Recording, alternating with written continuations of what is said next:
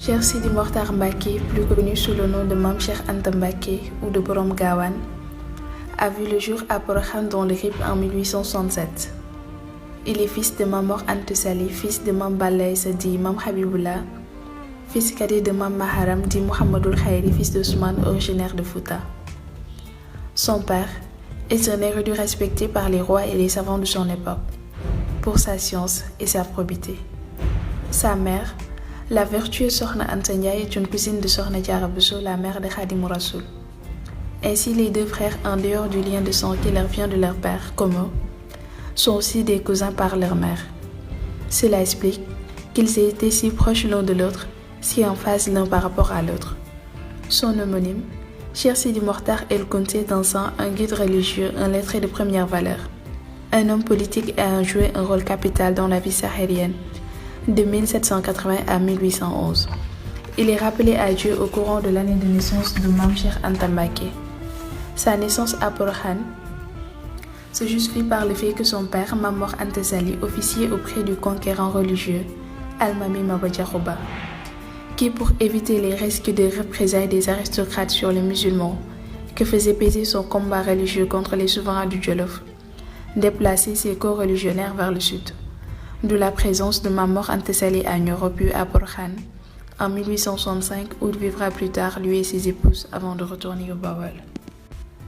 Sokhna Asta Walo Mbacké, appelée affectueusement Sokhna Anta Ndiaye Mbacké ou encore Yakele Ngalam, celle qui donne de l'or, est la mère de Mame Cheikh Anta Mbacké. Elle était une femme dévote, pieuse et généreuse. Fils de Sokhna Kani Sow et de Ibrahima Awa Niang, Sokhna Anta fut comme notre mère Khadija chez le prophète, paix et salut sur lui. Elle fut une confidente, une conseillère et une protectrice généreuse. Sa vie est la preuve qu'une femme peut exercer une influence sur les hommes et être source d'inspiration et de commandement. De son ascendance, aussi bien paternelle que maternelle, Sokhna Anta Ndiaye a hérité d'une forte tradition d'érudition en sciences coraniques et d'une profonde piété. Première épouse de Mame Mor Anta Sali, son cousin, elle a rejoint le foyer conjugal avec un important troupeau et des serviteurs, troquant ainsi sa robe de serre contre celle d'épouse dévouée et déterminée à marquer l'histoire de l'humanité. À l'image de son dévouement et les qualités qu'elle incarnait, Serigne Souhaïbou Mbacké, fils de Khadimou Rassoul, disait: si elle était venue au monde avant la révélation du Coran au prophète, paix et salut sur lui, elle serait mentionnée dans le Coran. Sokhna Anta Ndiaye Mbacké s'est donnée elle-même en mariage à Mame Mor Anta Sali. Il avait prévu d'épouser une autre femme qui a désisté à la dernière minute. Sokhna Anta Ndiaye, cousine de Mame Mor Anta Sali, était déterminée à sauver l'honneur de la famille. Elle s'est ainsi rendue chez Mame Mor Anta Sali en devenant son épouse. De cette union naîtra Serigne Mbacké Anta, fils aîné de Mame Mor Anta Sali. Mame Cheikh Anta Mbacké, Serigne Afia Mbacké, Sokhna Fati Anta et Sokhna Anta Sali. Après quelques années de soumission, de dévouement et d'abnégation chez Mame Mor Anta Sali, elle convaincut son mari d'épouser Sokhna Diarra Bousso. Elle savait que Sokhna Diarra réunissait toutes les qualités d'une femme vertueuse. Elle s'est chargée de toutes les démarches nécessaires, donne une partie de la dot et a personnellement encadré la venue de sa coépouse au domicile conjugal. Lorsque Mame Mor Anta Sali était sur le point d'être rappelée à Dieu, il s'est confié à Serigne Touba. Sokhna Anta Ndiaye, qui n'était pas loin de la scène, s'est empressée d'aller chercher Mame Cheikh Anta et l'a confié à Serigne Touba. Cet événement s'était passé en 1881, bien avant la naissance de la Mouridiya. Serigne El Hadji Bara Mbacké, 6e khalife général des Mourides, disait: chaque Mouride a un hommage à rendre à Sokhna Anta Ndiaye, car c'est grâce à elle que Mame Diarra Bousso a rejoint le domicile conjugal de Mame Mor Anta Sali. N'eût été cette démarche, on n'aurait jamais eu Cheikh Ahmadou Bamba. Serigne Mourtada Mbacké, fils de Khadimou Rassoul, a fait ce témoignage sur Sokhna Anta Ndiaye. Si l'islam a connu autant de succès, nous le devons en grande partie à Khadija, la femme du prophète, paix et salut sur lui, qui l'a aidé, réconforté dans les moments les plus sombres. Mais si la Mouridiya est arrivée à ce niveau aussi, nous devons remercier Sokhna Anta Ndiaye Mbacké. Le portrait physique de Mame Cheikh Anta. Les sources s'accordent sur le fait que Mame Cheikh Anta était d'un teint très clair, au point qu'il lui arrivait même d'être pris pour un arabe. Et il avait une abondante chevelure et un visage toujours serein qui reflétait une douce paix intérieure. Sa barbe était très longue et divisée en 2 parties. Dans ses yeux illuminés par une douce lumière, se lisait la profonde détermination d'un homme qui avait trouvé le sens de sa vie et qui attendait opiniâtrement se consacrer à la réalisation de ses objectifs.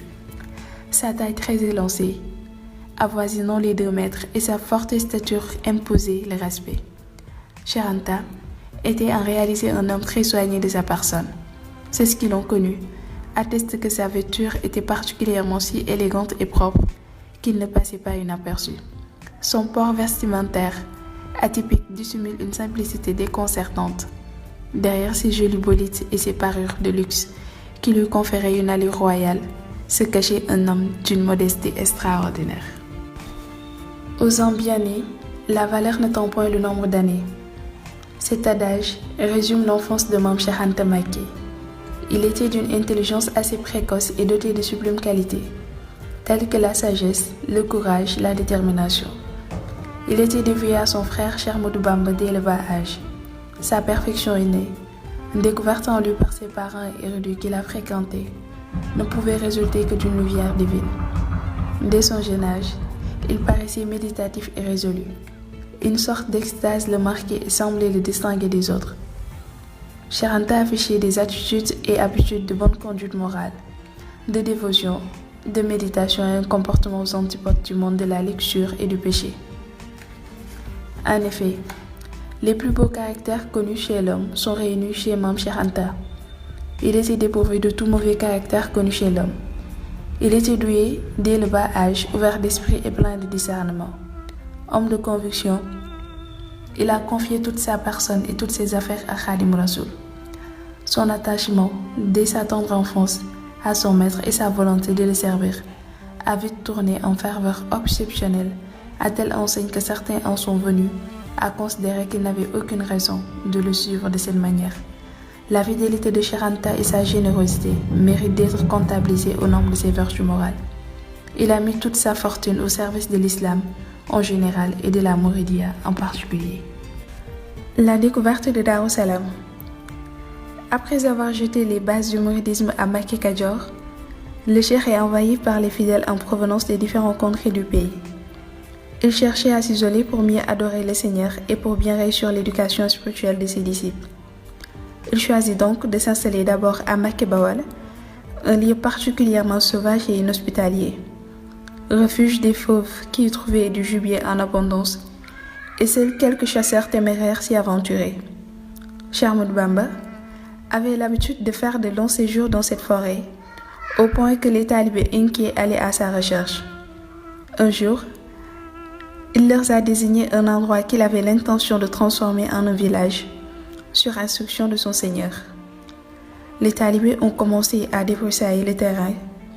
Plus tard, des cases sont construites et les talibés ont aménagé dans ce nouveau territoire baptisé Darou Salam, la demeure de la paix. Cheikh Ahmadou Bamba a ainsi fondé son premier village où il s'est installé avec les disciples. Il se mettait à éduquer leurs âmes et leur inculquer les principes de l'islam. Il leur faisait pratiquer également des tâches humbles afin de faire disparaître en eux toute trace d'orgueil et d'ostentation. Darou Salam revient souvent dans les écrits de Cheikh Ahmadou Bamba. Dans Minanul Bakhil Khadim, Serigne Bassirou nous révèle: Touba et Darou Salam lui étaient chers. Le cheikh disait à leur propos: la raison pour laquelle je les aime plus que les autres villages réside dans la sincérité de l'intention qui m'habitait lors de leur fondation. En effet, je ne suis venu ni pour suivre les traces d'un ancêtre, ni pour chercher un site propice à la culture, encore moins pour découvrir un pâturage. Mais je me suis installé uniquement pour adorer Dieu, l'unique, avec son autorisation et son agrément.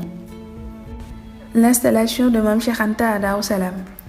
Serigne Touba, en 1889, étant sur le point de quitter Darou Salam avec les anciens de Mbacké Kadior, il confie le village à son frère et talibé, Cheikh Anta Mbacké, en lui faisant ses recommandations. Cheikh, je te laisse Darou Salam avec 99 talibés. Je te demande de leur enseigner ce que je t'ai transmis en termes d'éducation. Fais de sorte qu'ils travaillent dans le lucide, Sois indulgent avec eux, qu'Allah t'accompagne. L'essentiel des disciples que Cheikh Ahmadou Bamba avait légués à Mame Cheikh Anta sont ceux qui ont fait acte d'allégeance au courant du voyage de Cheikh Ahmadou Bamba de Mbacké Kadior à Mbacké Bawol. Cheikh Anta, fort de ses recommandations de son guide, entame une étape cruciale pour le mouridisme et le Sénégal. Âgé de 18 ans seulement, à cette époque, il était conscient de cette énorme responsabilité qu'on vient de lui confier. Il a commencé à éduquer ses compagnons en faisant de l'instruction et du travail de masse la base de l'expansion de la nouvelle doctrine mouride. Mame Cheikh Anta, un agriculteur hors pair. Cheikh Anta a produit une culture paysanne tournée vers la conquête des espaces agricoles répartis partout au Sénégal. À l'image de Gawane, Touba Toulbir, il a réussi à exploiter de vastes espaces agricoles et à transformer d'importantes surfaces de terre, parfois dans des savanes dépeuplées pour ensuite instruire ses disciples et éduquer leurs âmes. Dans son livre intitulé Études sur l'islam au Sénégal, Paul Marty souligne les différents légumes et fruits produits en abondance par Mame Cheikh Anta, de même que ses techniques agricoles et ses méthodes modernes de jardinage et d'irrigation. Alors que dans les années 1910, les populations sénégalaises ont commencé à fuir le milieu rural et son cortège de terres stériles, ce paysan n'a qu'un objectif en tête, reverdir la région, autrement dit, réaliser l'impossible aux yeux de la majorité de la population. Résolu à faire pousser des semences sur un sol en proie à la sécheresse, l'homme va remettre au goût du jour une technique de culture moderne. L'histoire retiendra que Mame Cheikh Anta Mbacké est le premier Sénégalais à mener une agriculture irriguée. Cette technique agricole expérimentée et réussie par Mame Cheikh Anta a permis à d'autres paysans de s'inspirer de cette méthode pour privilégier les récoltes hors période d'hivernage. Sa vision économique dépassait de loin son époque et une bonne partie de la population sénégalaise dépendait de sa production agricole pour vivre. En 1919, il est considéré comme le premier producteur agricole au Sénégal. Il reçoit la médaille du mérite agricole, une distinction qui était réservée à un cercle très restreint. Ceci lui a valu le surnom de grenier du Bawol de la part de l'administration coloniale, en référence à la quantité largement diversifiée de sa culture agricole. Il revendait des fruits et légumes issus de ses champs. La production était estimée à des milliers de tonnes et se retrouvait dans des différents centres commerciaux du Sénégal. La richesse tirée de ces différentes activités agricoles est ensuite mise au service de la population sénégalaise, notamment les plus démunis. Son intervention historique lors de la crise de 1919 en est la plus belle illustration. Mame Cheikh Anta, un agriculteur hors pair. Cheikh Anta a produit une culture paysanne tournée vers la conquête des espaces agricoles répartis partout au Sénégal. À l'image de Gawane, Touba Toulbir, il a réussi à exploiter de vastes espaces agricoles et à transformer d'importantes surfaces de terre, parfois dans des savanes dépeuplées pour ensuite instruire ses disciples et éduquer leurs âmes. Dans son livre intitulé Études sur l'islam au Sénégal, Paul Marty souligne les différents légumes et fruits produits en abondance par Mame Cheikh Anta, de même que ses techniques agricoles et ses méthodes modernes de jardinage et d'irrigation.